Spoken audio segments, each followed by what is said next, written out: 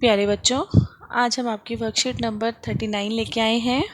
ये आपको 19 अगस्त को दी गई है। ये आपकी विज्ञान की वर्कशीट है जो आप विज्ञान की नोटबुक में लिखेंगे और अच्छे से अपना काम करेंगे। ये बहुत ही अच्छी वर्कशीट है जिसको आपको पढ़ के बहुत अच्छा लगेगा, जिसके अंदर आपको प्रदूषण के बारे में बताया गया है जो कि आप बहुत अच्छे से जानते हैं।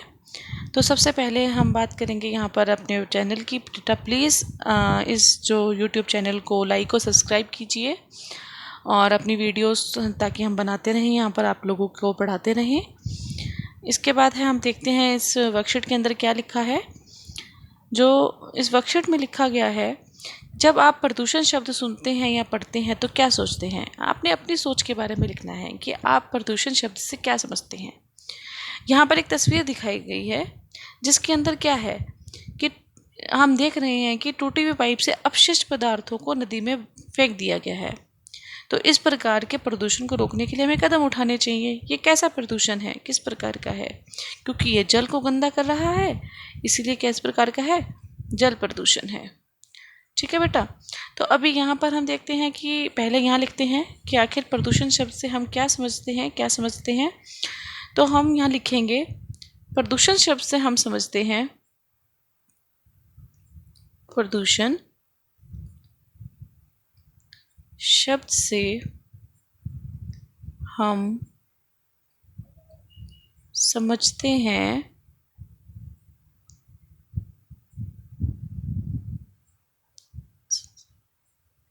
जब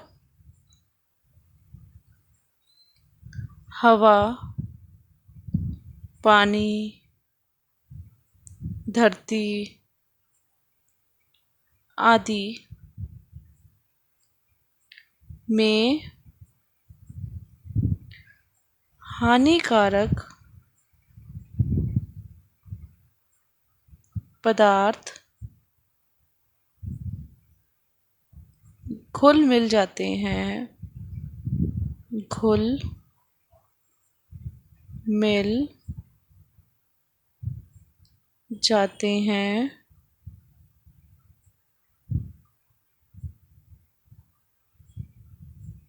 तो ये सब प्रदूषित हो जाते हैं।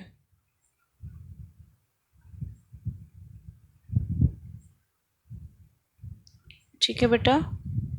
बेटा यहाँ पर लिखने में बहुत दिक्कत होती है तो आप प्लीज़ अपनी कॉपी में ज़रा साफ से लिखेंगे। यहाँ बिल्कुल गंदा सा लिखा हुआ है जो हमने लिख के दिया आपको, लेकिन मुझे आपको समझाना है तो मेन समझाने से तात्पर्य रखते हैं कि प्रदूषण शब्द से हम समझते हैं कि जब हवा, पानी, धरती आदि में हानिकारक पदार्थ घुल मिल जाते हैं। जैसे कि यहाँ नीचे दिखाई दे रहा है आपको तस्वीर में कि जल के अंदर गंदे पदार्थ मिल गए हैं, जो अपशिष्ट पदार्थ हैं, अपशिष्ट पदार्थ मिल चुके हैं, जिसकी वजह से जल कैसा हो गया है, गंदा हो गया है, प्रदूषित हो गया है और वो हमारे पीने लायक नहीं रहा। तो इसीलिए ऐसे प्रदूषण को हम कैसे क्या कहते हैं, जल प्रदूषण, क्योंकि उसने जल को गंदा किया है। जब धरती में ऐसे गंदा किया जाएगा, जब जैसे पॉलीथीन्स वगैरह डाल देते हैं तो उससे क्या होगा, धरती का प्रदूषण हो जाएगा। ठीक है। और जब हवा के अंदर ऐसे पदार्थ मिल जाते हैं तो वो कैसा वायु प्रदूषण कर देते हैं। तो प्रदूषण शब्द से हम यही समझते हैं। इसके बाद देखते हैं क्या लिखा है। इसके बाद है जल प्रदूषण को रोकने के लिए 1 या 2 सुझाव लिखिए। तो बेटा हमने यहाँ पर थोड़ा सा लिख के दिखाया है आपको, थोड़ा सा आप अपने हिसाब से लिखेंगे अपनी कॉपी में। मैंने आपको समझाने की पूरी कोशिश कर रही हूँ यहाँ पर। जल प्रदूषण को रोकने का उपाय निम्नलिखित है। सबसे पहला क्या होगा, जल स्रोतों के पास गंदगी फैलाने, साबुन लगाकर नहाने या कपड़े धोने पर प्रतिबंध होना चाहिए। ठीक है। उसके आसपास गंदगी नहीं फैलानी चाहिए, उसके आसपास आपको साबुन लगा के नहाना नहीं चाहिए, क्योंकि नहाने वाला पानी कैसा गंदा होता है, वो सारे पानी में घुल मिल जाएगा तो पूरे पानी को प्रदूषित कर देगा।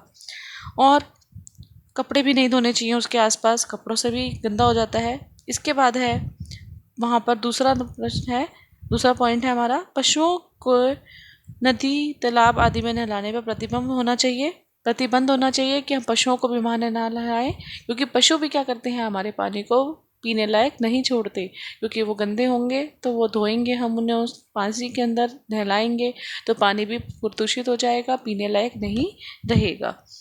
इसके बाद है तीसरा पॉइंट है, सभी प्रकार के अपशिष्ट व अपशिष्ट युक्त बहिर्स्रावों को नदियों, तालाब तथा अन्य जल स्रोतों में बहाने पर प्रतिबंध होना चाहिए। और ये यहाँ पर हम थोड़ा सा देखते हैं, इसको चौथा पॉइंट बना देंगे। पहले मैं इस बात को समझा देती हूँ आपको। जैसे हम घर के जितने भी गंदगी, मल वगैरह जो होता है, गंदा पानी होता है, उसको भी नदियों में बहाना नहीं चाहिए। ऐसे मल को हम अपशिष्ट बोलते हैं या अपशिष्ट बहिर्स्राव बोलते हैं। तो हमें इनको जल के स्रोतों में बहाना नहीं चाहिए। जल के जितने भी स्रोत हैं वो गंदे हो जाते हैं इनसे। इसके बाद है लास्ट पॉइंट हमारा है औद्योगिक बहिर्स्राव या अपशिष्ट को भी हमें जल स्रोत में बहाना नहीं चाहिए। तो यहाँ लिख देंगे औद्योगिक बहिर्स्राव या फिर अपशिष्ट को नदी में बहाना, नदियों में बहाना नहीं चाहिए।